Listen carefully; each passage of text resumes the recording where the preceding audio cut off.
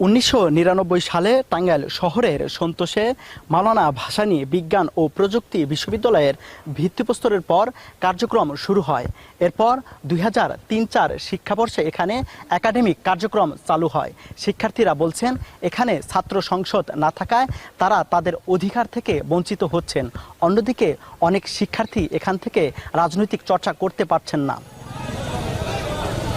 24-এর গণ-অভ্যুত্থানের পর নতুন করে জেগেছে দেশের বিশ্ববিদ্যালয় অঙ্গন। চলছে কেন্দ্রীয় হল ও ছাত্র সংসদ নির্বাচন।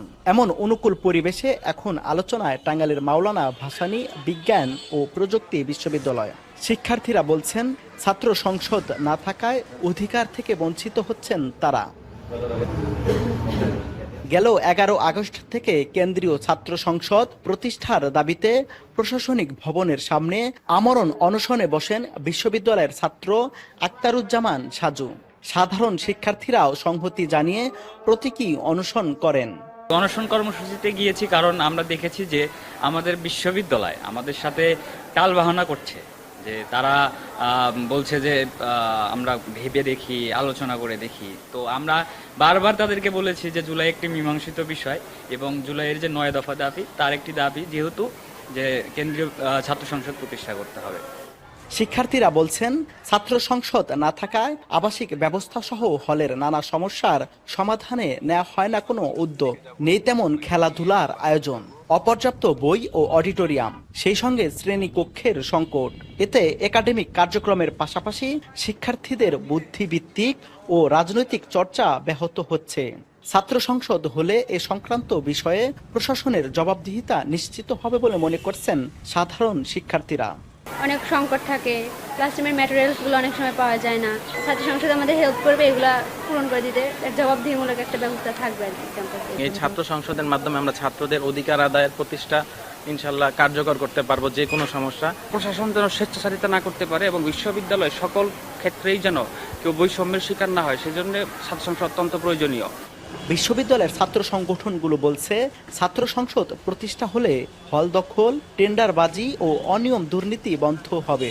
বিশ্ববিদ্যালয়ে বিরাজ করবে শিক্ষা ও মননশীলতার সুবিন্যস্ত পরিবেশ। বিশ্ববিদ্যালয়ে ছাত্র সংসদ গঠিত হয়, ছাত্র সংসদ নির্বাচন হয়, তাহলে কি হবে যে ক্ষমতাসীন দলের যে স্টুডেন্ট উইং থাকবে তারা সেখানে প্রভাব বিস্তার করতে পারবে না, কারণ মাকসুর মধ্যে বিভিন্ন দলমতের প্রার্থীরা সেখানে নেতৃত্ব দিবে। মাকসু হলে আশা করি এখানে নির্বাচিত প্রতিনিধি আসবে, যারা ছাত্রদের নিয়ে ক্যাম্পাসে তাদের স্বার্থ রক্ষা, নিরাপত্তা এবং প্রশাসনিক যে ছাত্রদের উপর একটা প্রেশার থাকে এগুলা নিরাময়ে কাজ করবে। বিশেষজ্ঞরা বলছেন, বিশ্ববিদ্যালয়ে শিক্ষার্থীদের মতামত প্রকাশ ও রাষ্ট্রীয়ভাবে রাজনৈতিক চর্চার জন্য ছাত্র সংসদ প্রয়োজন। বিশ্ববিদ্যালয়ের আইন কানুন মেনে চলে বিশ্ববিদ্যালয়ের ছাত্রদের যেখানে কল্যাণ হয়, সেখানে জাতি, ধর্ম, বর্ণ নির্বিশেষে রাজনৈতিক প্ল্যাটফর্ম সবকিছুকে পাশ কাটিয়ে শুধুমাত্র ছাত্র এই পরিচয় নিয়ে যারা আসবে তাদের কল্যাণে কাজ করবে, এমন একটা গোষ্ঠী অবশ্যই আমার দরকার। বিশ্ববিদ্যালয়ের উপাচার্য বলছেন, শিক্ষার্থীদের আবেদনের প্রেক্ষিতে বিভিন্ন অনুষদের ডিন, চেয়ারম্যান, প্রভোস্ট ও অফিস প্রধানদের সাথে সভা করা হয়েছে। উচ্চতর কমিটি করে ছাত্র সংসদের বিষয়টি সরকারকে অবগত করা হবে। আমরা একটা কমিটি করতে যাচ্ছি এবং কমিটি করার প্রসেসটা শুরু হয়েছে এবং কমিটি হয়তো আজকের মধ্যেই হয়ে যাবে। তারপরে এই কমিটি ছাত্র সংসদ করার বিষয়ে আইনের কোথায় কনফ্লিক্ট আছে এবং সেটা কিভাবে ওভারকাম করা যায় তারা বসে এটা আলোচনা করে তারা একটা সুপারিশ করবেন। আমরা ওই সুপারিশ মোতাবেক আমরা ইউজিসি এবং গভর্নমেন্টকে বিষয়টি জানাবো। মাওলানা ভাসানী বিজ্ঞান ও প্রযুক্তি বিশ্ববিদ্যালয়ে বর্তমানে প্রায় 6000 শিক্ষার্থী অধ্যয়ন রয়েছে। ইঞ্জিনিয়ারিং সহ 19 বিষয়ে স্নাতক ও স্নাতকোত্তর করতে পারছেন শিক্ষার্থীরা। কাউসার আহমেদ, এখন, টাঙ্গাইল।